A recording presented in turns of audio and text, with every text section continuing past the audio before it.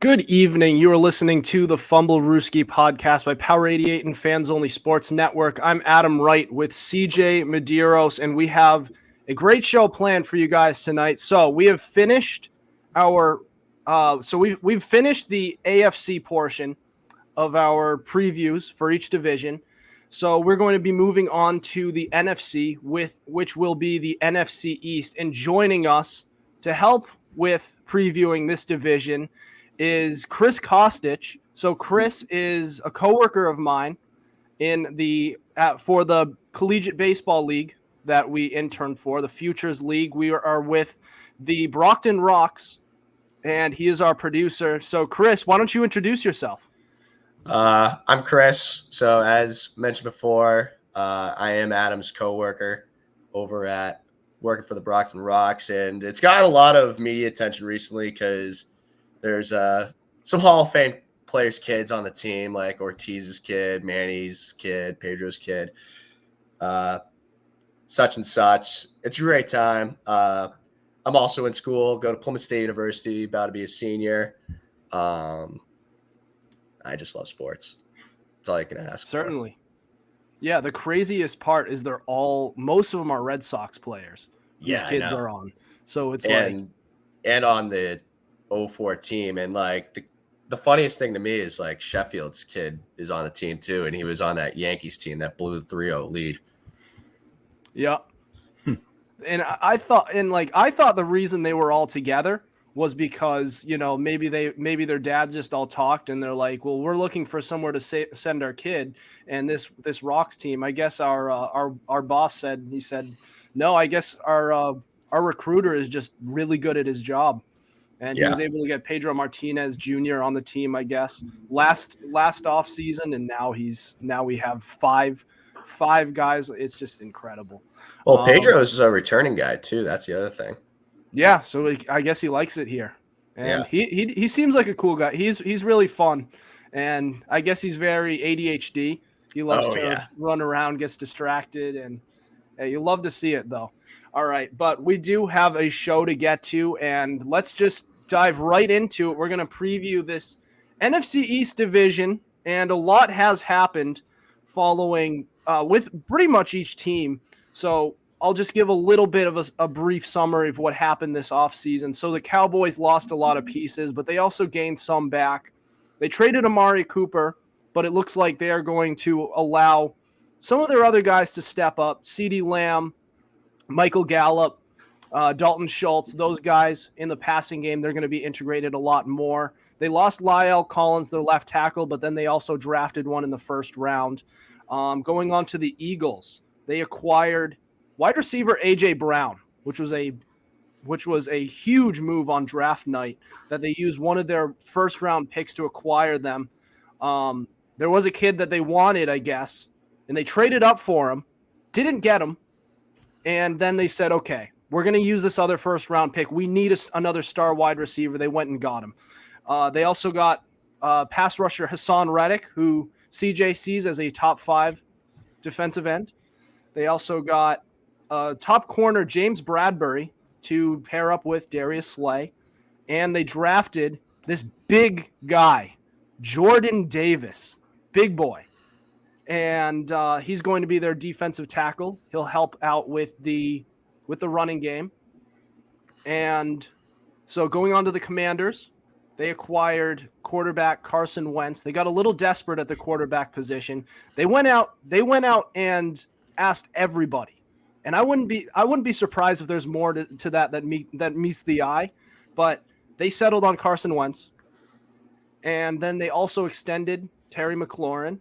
So going on to the Giants, they didn't do much in free agency, but what they did do is they drafted Kayvon Thibodeau, a top defensive end in this draft, and they drafted Evan Neal, a tackle, and both were big-time needs for this team, and they settled on those.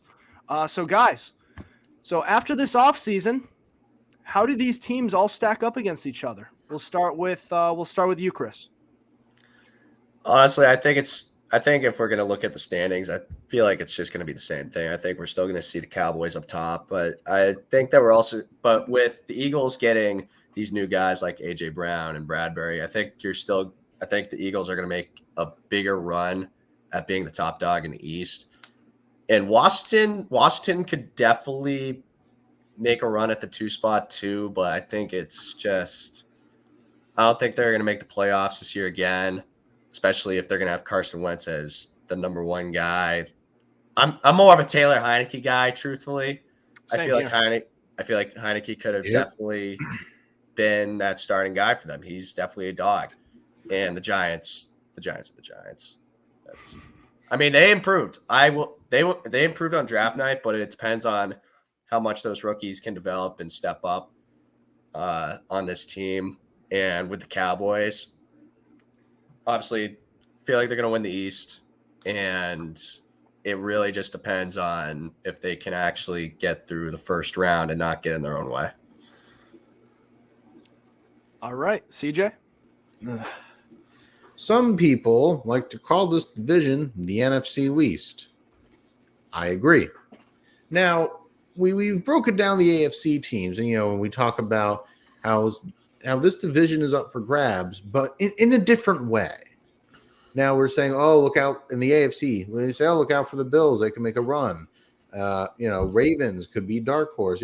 Chargers. We talk about all these teams, but there is no team, I repeat, no team in this division which I could see making a Super Bowl run, let alone a playoff run. And as Chris mentioned, the Cowboys get in their way. Eagles, is Jalen Hurts the answer? We don't know. Commanders, you have an injury-prone quarterback playing on a turf that devours players' ACLs. And then there are the Giants, who are the Giants, and that is all. But there's a hierarchy. Personally, in terms of team structure, especially when you bring in guys like James Bradbury and Jordan Davis and A.J. Brown, I lean more towards Philly. But Jalen Hurts has got to produce. And here's what's interesting. The hype around this kid is insane. In fact, there's an Eagles insider with really close ties to the organization named Elliot Shore Parks. Maybe you've heard of him. Well, probably not, because he's an Eagles guy. Like I said, really good connections there. Said, quote, the Eagles are likely going to give Jalen Hurts a massive quarterback contract next offseason. To which I would say, pump the brakes, good sir. And the Cowboys, CeeDee Lamb is got to be that number 1 guy. Zeke's got to stay healthy. You have Dalton Schultz, but I'm just not sold on their defense. Leighton Vander Esch isn't what we thought he would be. Micah Parsons is good, but that pass rush, DeMarcus Lawrence, what's going on with him? You lost Randy Gregory and Trayvon Diggs. One play will get a pick 6. The next play, he's burned on a 50-yard touchdown. It's just, I'm just not sold on that Cowboys team. It's just, like I said, this is I don't know. Okay, you know what? I'm not going to try to fancify. I'm just going to say this. Long story short, none of these teams are going to win the Super Bowl. None of these teams are going to make a playoff run. And thank goodness this league is ranked at least in the top 4 by division winners. Because if that's the case, you would probably get one team making the wild card if it wasn't. All right. So when we were previewing the AFC South a few weeks ago, we talked about that division, and I said that it's basically going to be a 2-horse race on who wins that division. I see it the same way with the NFC East. So the Eagles, they improved tremendously everywhere on the field, and it's just a matter of whether or not Jalen Hurts can play. And honestly, even if he's just okay, just serviceable, you can still make a case that he can win that division for him. And on the Cowboys side, if they just retained the roster that they had and maybe added a little bit at the draft, then I would say that team could actually potentially be, dare I say, Super Bowl caliber. You should. And looking at the other two teams, the Redskins, excuse me. Whoa, chill out there. 2022, man. The Commanders, muscle memory. The Commanders, the Giants. The Giants, I don't mind the rest of their roster. Their team is all right, and I think their wide receiving core, if they can just stay healthy, it can be pretty good. Kadarius Toney, I really like. Darius Slayton, I really like. And Kenny Golladay, if he can get healthy again, I really like him as well. I liked him during his Lions days. I just don't trust Daniel Jones anymore. And until they find a quarterback who can replace him, who is at the very least serviceable, they're not going anywhere. They're not sniffing the playoffs. But if they get that guy eventually, I could see them being a team to beat. Looking at the Commanders, look, that's a team that has some talent on their roster. Only problem is they settled on Carson Wentz. You got so desperate. Like, you don't want to show your desperation when you're looking to trade for a player. You want to show that when you want to show those guys who are selling that you can settle on other options. If you show your desperation, the asking price is just going to go through the roof. So when you went to Houston, which you probably did, when you went to Green Bay, which you probably did, and we already know they went to Seattle, they probably said, "Look, we need a quarterback really bad." That's not what you do. That's just if they got Russell Wilson, I could see that team as a team that could really actually contend in this conference. But they can't, because now they have Carson Wentz. And as Chris mentioned before, you could make a case that Taylor Heineke can put up the same, if not better, production. So really, I see this as a two-horse race. The Cowboys lost a little bit too much, and they didn't gain anything. And the best thing that could happen with them is that they stay the same as they were last year, and that's not enough. So Eagles, I really like them. I think if Jalen Hurts can play, and if it turns out he can really play, then that team could be a Super Bowl contender. I'm not sold on it. I have to see it. But there's my prediction for the NFC East. I think the only way that Washington really makes a good run is especially if they're going to have Carson Wentz as their QB1, is if he can make better decisions. We've seen too many times, especially last season, where he just made some really boneheaded plays that ended up losing them the game.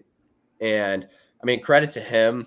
He made, I forget which game it was last season or who they were playing last season. He threw a pick six from his own goal line when he had two guys swarmed over him, and then ended up leading a drive back down the field to put him in a position to win the game or tie the game. I forget what the situation exactly it was, but he ended up putting them back in a situation where they could make something out of nothing. But it really just comes down to if he can actually make good decisions and better decisions to make Washington into a winning football team. And with Taylor Heineke, he's shown that he can lead this team to the playoffs. They almost knocked the Bucs out of the playoffs during the Bucs Super Bowl run. Like, that was pretty incredible, to say the least. And I thought Heineke was going to be that guy again last year, and then obviously they didn't really do a whole lot, but he has potential. And the thing with Carson Wentz has shown that he can be that guy. He's definitely still got the agility, still got a good amount of what's the word for it? You know what? Screw that. You saw how he played with the Eagles. He played at an MVP caliber. He had an MVP caliber season before tearing his ACL. I remember watching that game, and I was like, damn, that's the end of the Eagles right there, up until Nick Foles took over, obviously. But, I mean, Carson Wentz. That as Patriots fans. Yeah. But, I mean, Carson Wentz. Yeah, Nick Foles. Yeah, Carson Wentz. Carson Wentz can definitely play at that caliber.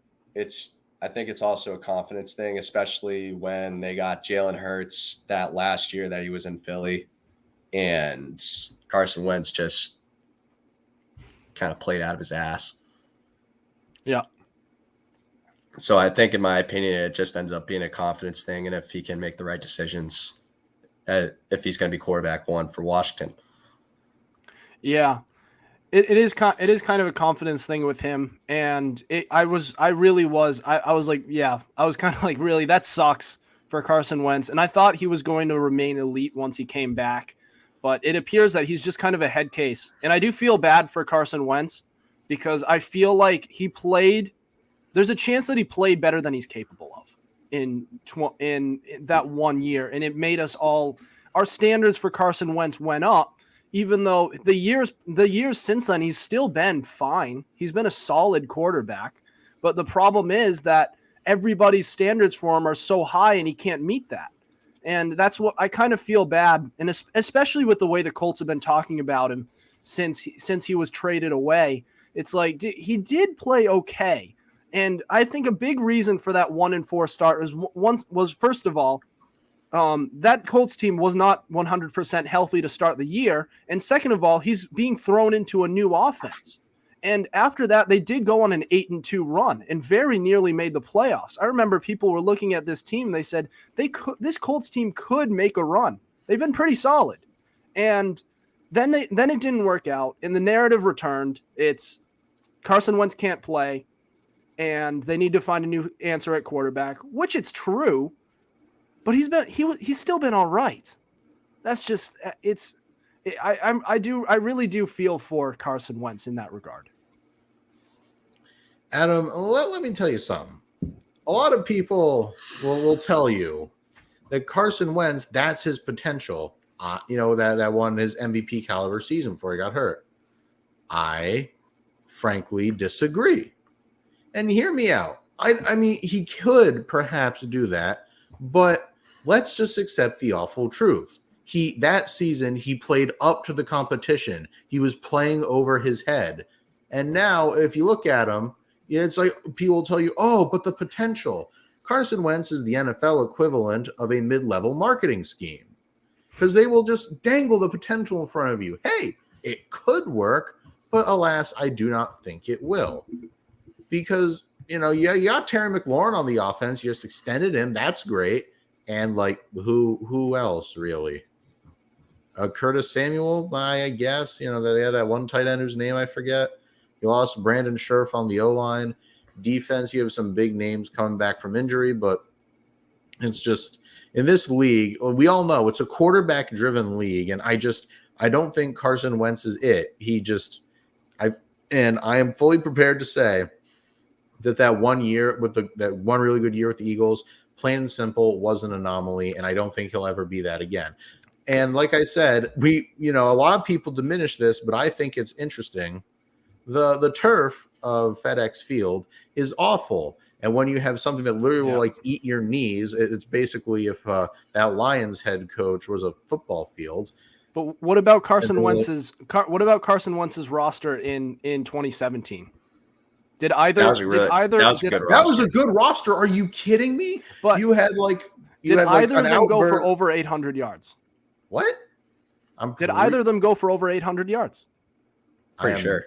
Yeah, they had Alshon Jeffrey, man.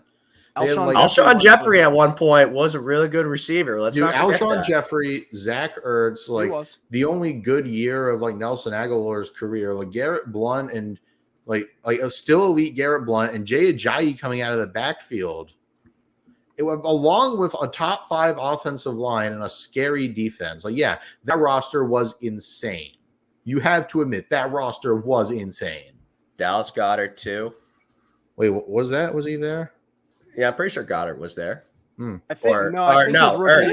I'm thinking of Ertz. Yeah, you had Ertz and Alshon Jeffrey. Yeah. So in 2017, Alshon Jeffrey, 789 yards. Yeah, I mean that's all well and good, but he was hurt. Nelson Aguilar, 768 yards. Oh yeah, I'm looking at it now. Oh yeah. So I mean, you can still say that's just about 800, though. I mean, if you want to round it up. Yeah, there's still good stats. I'm just saying, looking at what he's worked with since then. He worked with, the Colts wide receiver Michael Pittman and T.Y. Hilton when he wasn't as old. Oh please, Adam! You are literally always telling us. Then looking at Terry McLaurin and Curtis Samuel. I'm not saying obviously that's 2017 was better, but it's not that much better so that his stats are going to be night and day, right? I mean, you could say the same thing about Brady. Did Edelman ever reach over 1,000 yards? Yes, he did 3 times. Oh, did he?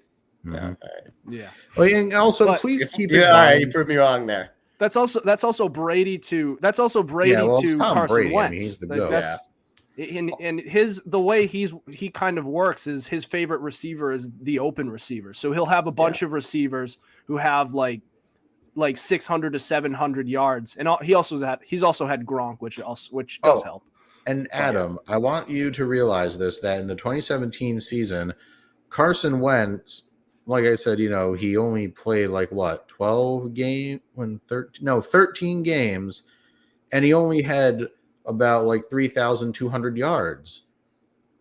So there's a very real chance he doesn't even reach 4,000. Yeah. He's only thrown for over 4,000 yards, which he had 4,039 once. So it's like, where's the potential? You can't even just say he's had no weapons, because he's had weapons, and look at his passing numbers. I know it wasn't. The other thing is a lot of quarterbacks, their best years, sometimes they don't even reach 4K. Mm-hmm. Yeah, look, look, the MVP candidates that year, it wasn't the best MVP class, if we're gonna, for a lack of a better term. And Tom Brady wound up winning it that year, when you could make a case that Tom Brady's had a lot better years than 2017. Even though, look, Brady was a dog 2017 quite a bit. Oh, he was great in 2017. I'm just saying I think he's had better years. 2011, he had a great year. 2012, those were low key better years. But I don't know. That's still a great year for Carson Wentz. I know a lot of people really overrate it now, because looking back, they're saying, wow, Carson Wentz was so great back then, and now look at where he was. They weren't that good of stats. They were still great stats, and he was deserving of being an MVP candidate, but I don't know, man. And he probably would have won MVP if Tom Brady didn't get hurt. His stats that season were overinflated by his touchdowns. He had 33 touchdowns and 7 picks, but he was basically doing dinks and dunks and letting his receivers just knife up field. It still counts, though, doesn't it? Carson Wentz. Carson Wentz was going to win if he didn't tear his ACL. And I don't know why. Even at that time, Brady still had better stats. From a statistical standpoint, at that time, it was still Brady. Let me look at Carson. I'm looking up Carson Wentz's stats, so just keep talking. 2017. I just want to look at his rushing stats as well, though. Oh yeah, you mean the very thing that got him hurt? Well, that's what happens with a lot of running quarterbacks. And yeah, that's why I don't like them. I agree. I don't either, but they still can play. It's just not my preferred rushing and receiving. All right, so 2017, 299 yards, no touchdowns. Wait a second. Whoa, wait a second. Well, do I have something confused? Because I'm pretty sure Carson Wentz got hurt diving for a touchdown, and he got it, didn't he? I thought it was called I back. think he fumbled it at the 1. Yeah, something like that. Like I said, I was reasonably sure watching that it game. was ruled a touchdown because it was against the Rams. I now don't quote me on this, but I thought it was called back. Yeah, I got called back. I remember watching that game, and it was either his knee was down or he fumbled it. And then I remember the Rams ended up winning that game too. Mm-hmm. And I think Wentz ended up finishing that play. Might have finished the entire game, I think.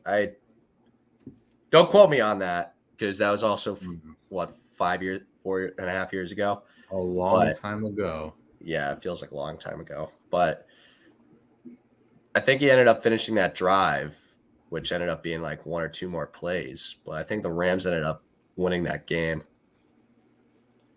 I'm pretty sure. I thought the Rams lost that game, didn't they? I don't remember anymore. Yeah, and from my understanding, the game was already over, and then I thought it was a foolish play by. I'm looking at the season right now. So at Los Angeles Rams, yeah. So they did win. What was the score? And I'm looking for the score right now. So the Rams must have made a comeback. They won 43-35. So maybe it was the Rams. So maybe it was the Rams were making a comeback, Yeah. And I mean, it would change the feel of the game, especially the momentum of the game, if your starting quarterback gets hurt and then Nick Foles has to jump in, even though we were yet to figure out what was going to happen with Nick Foles, what was yet to come, what many Patriots fans have nightmares about. Exactly. That's the thing about Nick Foles. Nick Foles, I knew he was a dog. I knew he needed to stay with the Eagles. Ever since he left the Eagles after that 2013 season, he played like dog with KC or whoever else he played for. KC and the Rams. KC and the Rams. And I knew he just had to go back to the Eagles. That's all he really needed to do. And he ended up having 2 more good seasons with the Eagles. Yeah, and it's so weird, too. Like, the thing is with Nick Foles – he's got like that whole backup syndrome where you don't see him for a while and then they come and take the league by storm. And then, once they starting regularly, they fall apart because you get film on them. No one really had any substantial film on Nick Foles. I mean, we've seen it happen before. Ryan Fitzpatrick. We all know the cycle. He starts, becomes good, gets paid, falls apart. Happened to, what's his name on the Packers? Matt Flynn. Yeah, that happened to that's the biggest case of it right there. Yeah, look, and this is no disrespect on Nick Foles. Played a hell of a game, but you have to admit, and it's not just him, it's with all these backups. They come in, they overperform, and then they fall apart once you get film on them. All right, we are getting a little bit off topic. I just want to go levitate right back to the NFC East real quick before we move on to Chris's guest segment. And so the NFC East, we'll go around the table. Who wins this division? Just quick answer, maybe a brief explanation, but who wins the example? Chris, go. Cowboys. There's not much of an explanation needed. I think we already talked about it before. With the Eagles, it depends on if Jalen Hurts can perform. They have the weapons. Just depends on if the quarterback play can be substantial. And I think Jalen Hurts can. It just depends on his throwing ability. And he definitely has the rushing ability to be that two-way quarterback and whatnot. But all in all, it's going to be the Cowboys. Nice. All right, CJ, go. This is hard, but I'm leaning toward Philly. I really am. Now, like Chris alluded to, it all comes down on Hurts. I don't think he's going to be a world beater. Well, if AJ Brown and Miles Sanders come back healthy, and with that rookie they drafted last season, skinny guy there. I'm sorry, I'm totally blanking on his name. Oh, Devontae Smith. But when you look at that, that's like all you need to know. And their defense is a lot better too. They just grabbed James Bradbury. He and Darius Slay are going to be scary, and you have Jordan Davis in the middle. But long story short, I think Philly just edges. Yeah, long story short, Philly just edges out Dallas. And also, I don't like Mike McCarthy as a head coach for Dallas. He's going to hinder more than he helps. All right. So my team is the Eagles.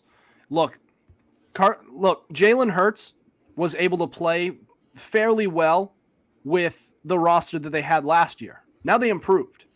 You add AJ Brown to this roster and an offensive line that continues to improve, and then you put in the fact that this defense is going to help as well. So I really like the Eagles this year, even if it turns out Jalen Hurts is only okay. I have the Eagles because that team is bound to improve no matter what. So, yeah. So there you have it. There is our preview of the NFC East going into the 2022 NFL season. Watch us all just be wrong, and Carson Wentz plays out of his freaking mind, and he proves everybody wrong. You guys remember that? I'm not sure if you guys saw the Instagram post, or it might have been Twitter, by Carson Wentz, where it was after everything that Frank Reich was saying, that Chris Ballard was saying on the Colts, and he posted on Instagram. It's him riding a tractor, and the caption, taking the high road. I did not see it, but that is no, funny. I didn't see that either. You'll have to check it out, but it was really funny. But all right. So Chris's guest segment's up next. We're going to talk about the Browns and what other options they have at quarterback if Mr. Watson is not able to play this season. We'll get to that next. This is the Fumblerooski podcast.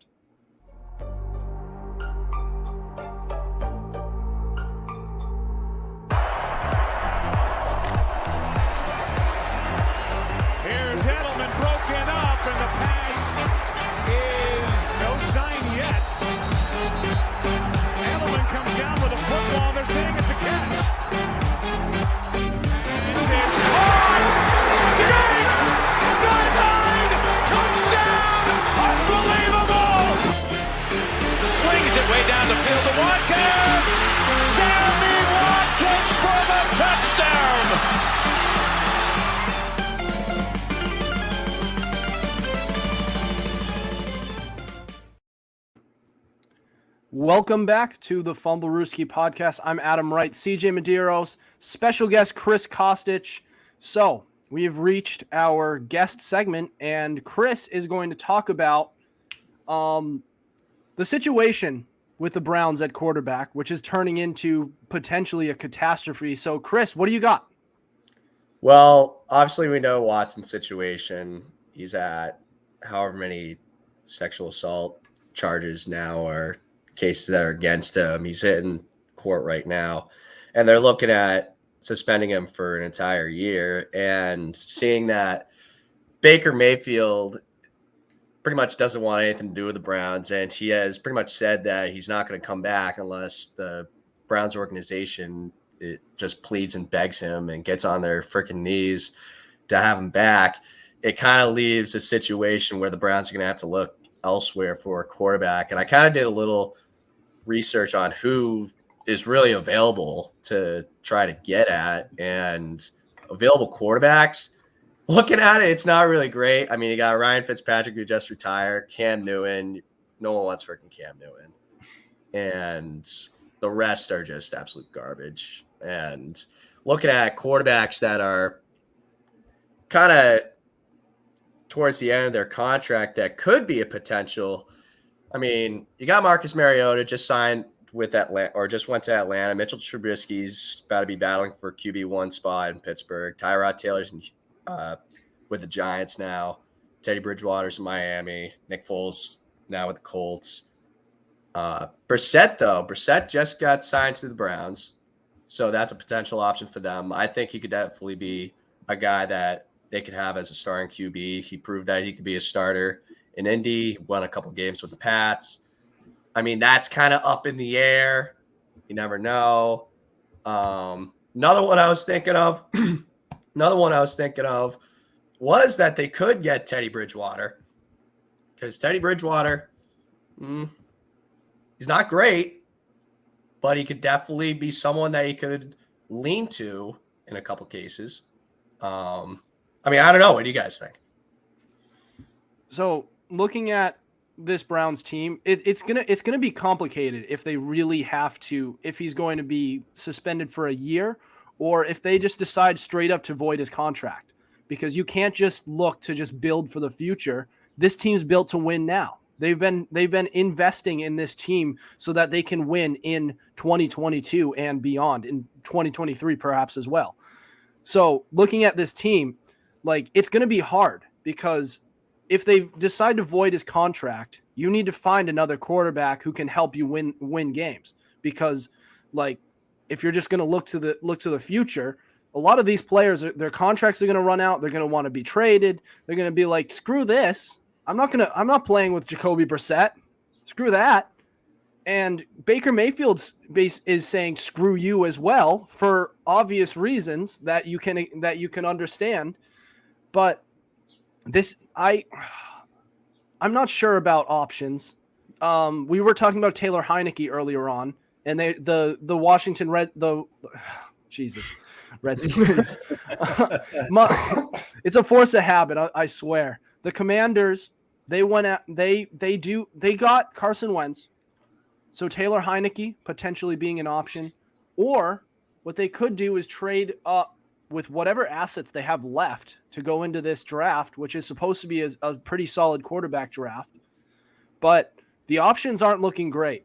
And if, like, you might be forcing your own hand here into keeping Deshaun Watson, looking at this year as just kind of like a bridge year, and then just trying to win in 2023 with Deshaun Watson, because it's looking more and more likely that he's going to be missing time. And if it's a year, then you might have to keep him.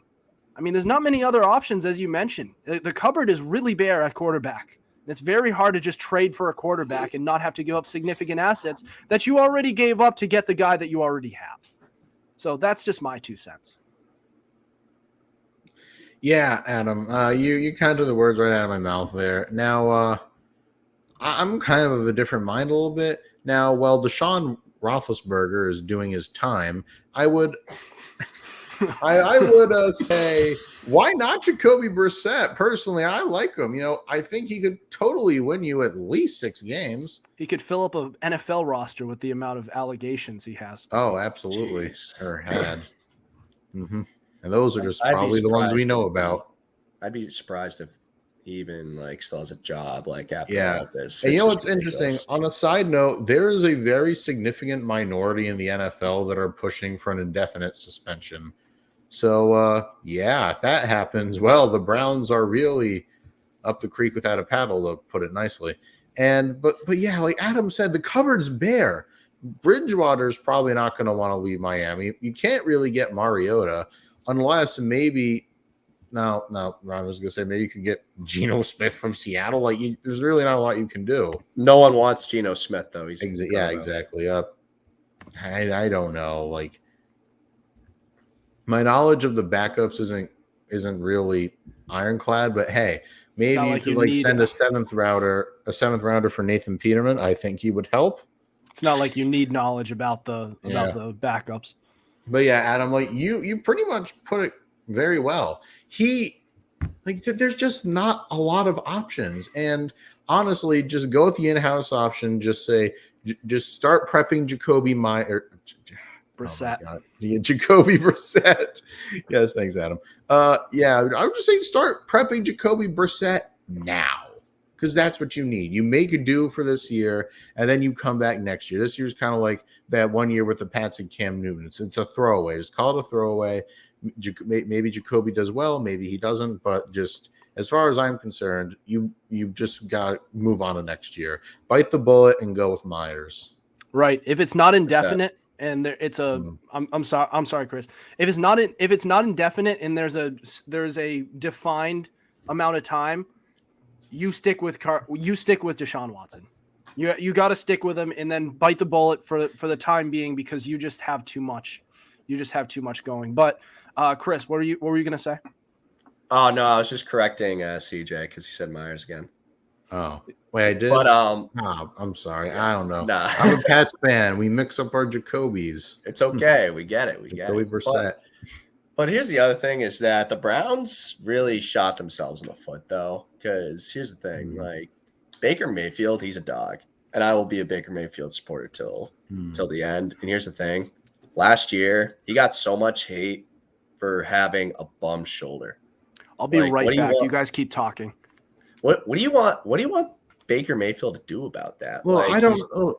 He's playing on a bum shoulder. He's doing what he can, and you don't got to sell me on that. I am right there with you. And the fact that he had the fortitude to play through what I believe was a torn rotator cuff says a lot about his character, how he really wants to be the guy, and he's invested in this team. And it's just and you literally just said, I'm just going to get Deshaun Watson. And honestly, I truly believe that his bad play wasn't really his fault entirely. And when you look at Deshaun Watson and all the allegations that you knew about when you were bringing him in a way that's kind of like selling your soul. Yeah. You're like, I will take somebody who is more talented, but of really questionable character, just to win. And it's biting them. It's karma if you believe in that. Exactly. But I want Baker Mayfield to succeed. I really do. And they're already, and rumors are mounted, they're going to ship him off to Seattle, in which case I think that would be a really great addition, because you would have Baker playing with DK Metcalf, Tyler Lockett, and their emerging running back, Rashad Penny. Yeah, and that pretty much hit the head on the nail with that. That would be a really good spot for Baker Mayfield to go to. You got a lot of young guys like Baker. Baker's about to be in his 5th year in the league, and he's led the Browns to the playoffs before, led him to the AFC? Yeah, the AFC divisional round, I think. Yeah, he led them to the AFC divisional round and almost beat the Chiefs. I mean, granted, Mahomes wasn't playing for half of that game. Well, yeah, but you had who was their backup? Was it Henne? I think Case Keenum was the backup. No, it was Chad Henne. Yeah. Oh, yeah, that Chad Henne magic there that beat them. But, I mean, that's just like an awful roll of the dice. I thought they were going to be back, but now Baker's shoulders decided to quit on him. But, yeah, I just think they should trade Baker. That would be a really welcome change of scenery. Look, here's another option if the Browns are really desperate and they need sort of a bridge to whenever Deshaun Watson is back, is that what they could do is they could go and talk to Baker Mayfield and they can say, look, you want to get traded. We need somebody to play quarterback in the meantime. And we have a great roster for you. And it's a quarterback. It's a roster that's even better than when he led them to the playoffs. So we say, look, you can take the reins for this team for a year and you take over and you up your value because your stats are just going to be that much better. You're going to find a new home. We're going to have that time filler for when Deshaun Watson comes back and everybody wins. I believe I said that when we had Jack on the show when he talked about what they're going to do, what they're going to do with Baker Mayfield at quarterback. But you're desperate. So you're going to have to try to work something out with Baker Mayfield. But that's just, my basic take on Baker. You might need to keep him for a little bit. That's just if you can. They should have just kept him. Do you think he's even going to want to stay? No, he doesn't. I don't think he does, but he doesn't. He pretty much came out and said that the only way he's going to come back is if they get on their knees and beg him to stay, which honestly is probably their best option to go with, right? Considering they shot themselves in the foot getting Deshaun Watson. And the fact of the matter being is that they really should have just stuck with their guy, considering that they almost just turned him into Andrew Luck and destroyed his friggin' shoulder that last year because they decide, we're just going to play Baker Mayfield, even though he has a torn rotator cuff, and not let him heal.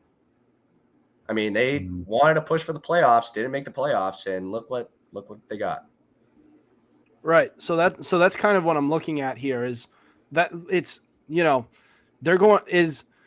so Baker wants to be traded, but with his recent play, he doesn't have much of a market. So, and the Browns really do need him and to get on their knees and beg. And this could be a mutually beneficial thing for both of them. You build up, Baker, you build up trade value, and the Browns have a quarterback for a year for when Deshaun Watson comes back, because this roster is probably the best roster that the Browns have had in years. Like, all they need is Deshaun Watson to come back, granted, and they're a Super Bowl contender. And with Baker Mayfield, if Baker Mayfield were to take over this team, he would have a career year, and teams who need a quarterback, which it will happen, you already have the Panthers, and there's going to be other teams that come out. They're going to say, look, I like Baker Mayfield. I think this kid can play. If he were to be added on our team, then we could do something with it. And the Browns could also get significant draft capital for it. So that's something I would try to do. I'm not saying whether or not it's likely, but that might be a good thing for both sides. Yeah. I mean, if Baker wants to play there, and if they beg him, then yes. But I really don't see that happening. But if it does, you'd be right on. If it does, and anywhere that Baker ends up playing, it ends up being a prove it year too. I mean, like, it sucks that it would end up having to be a prove it year, because I feel like it shouldn't be a prove it year. It really shouldn't be, because we know Baker Mayfield's good, and last year his play was because of his shoulder, and that's the only reason why it's going to turn into a prove it year. Mm-hmm. Yeah, if it does. So before we end the show here tonight, I wanted to bring up one last thing. So we had to record our last episode before our fan box disappeared on Instagram. And we did get one more response that we weren't able to mention on the show. So it was Nick Norman who brought up the fan box was most underrated tight ends. So who is the most underrated tight end in the league? So he is a Steelers fan, and he did mention Pat Freiermuth. There's an underrated name. Yeah, I mean, he totally just stole that starting job from Eric Ebron. And Ebron, I'm sorry, like Ebron had that job, it seemed, locked tight, especially after the year that he had. And then Freiermuth, this rookie, just comes in and just takes it like candy from a baby in preseason. Yeah. That's accurate. Yeah, you couldn't have said it better myself. I mean, if you want another prime example, I literally dropped Eric Ebron on one of my fantasy teams to pick up Freiermuth. Mm-hmm. I made the mistake of drafting him because I thought there's no way he loses. Eric Ebron loses the starting tight end job, and then our buddy Justin Tuck, by the way, he after draft night, I saw he drafted this Steelers tight end. He's a rookie, and I'm like, why'd you draft him when you have Eric Ebron? He goes, no, Freiermuth won the starting job in preseason. I said, wait, what? Because he was, and I'm one who usually only drafts one tight end. I don't see much value in the tight end position when it comes to fantasy football. And I just take one who's like underrated, and I take him like towards the end of the draft. So I took Ebron. And it turns out that guy's not even going to start. I think he got 84 yards total last season. Because Freiermuth just came over and just said, this is mine now. This is mine now, bitch. And I'm like, oh, God damn it. God. Yeah. But I'll be looking to draft him during next fantasy draft. I mean, if we want to talk about more underrated tight ends, I think another tight end that we could think of that's going to be up and coming is Noah Fant. That's a good one. Yeah, someone said that last episode, I believe. Yeah, I forget who it was. I'll be posting the fan box tonight on Instagram, but somebody did say Fant, and now that he's a Seahawk, he's becoming forgotten. And he was always that tight end who everybody thought he's going to blow up. One of these years, he's going to blow up in Denver. Now he's traded to the Seahawks, and he's forgotten. Now he can blow up in Seattle. Exactly. I think he will. Or he'll be one of those tight ends where it's the same thing, except now he's in Seattle. Well, he could blow up any year, and it's just in Seattle. But he does have the blow up. I think he can blow up with Drew Lock, or if Baker Mayfield does end up getting traded over there, he can blow up with him too. I mean, it just depends on if they can revolve the offense or get the offense enough involvement with him, because that was a big thing with Gronk when Brady and him were in Tampa that first year, and Tampa wasn't doing good. And they were like, oh, Gronk needs to get involved more in the offense. And everyone recognized that. And then once they got Gronk more involved, that's when they started doing better. Oh, yeah. Yeah. And he does have that familiarity at quarterback with Drew. So it's interesting. So it's a change in scenery, but you still have the familiarity at quarterback with Drew Lock, who did like throwing him the ball when he was playing at his best. So both the quarterback and the tight end get the change in scenery, and you have the familiarity. You guys are still throwing together, so that's going to be good for Noah Fant. And if he wants to blow up next year, then that's going to be how he does it. But do we have any other thoughts before we end the show tonight? Nope. Yeah, I'm awesome. Good. All right, and it was Nick Normand who gave that response. So shout out to Nick, and we'd love to get you back on the show as well.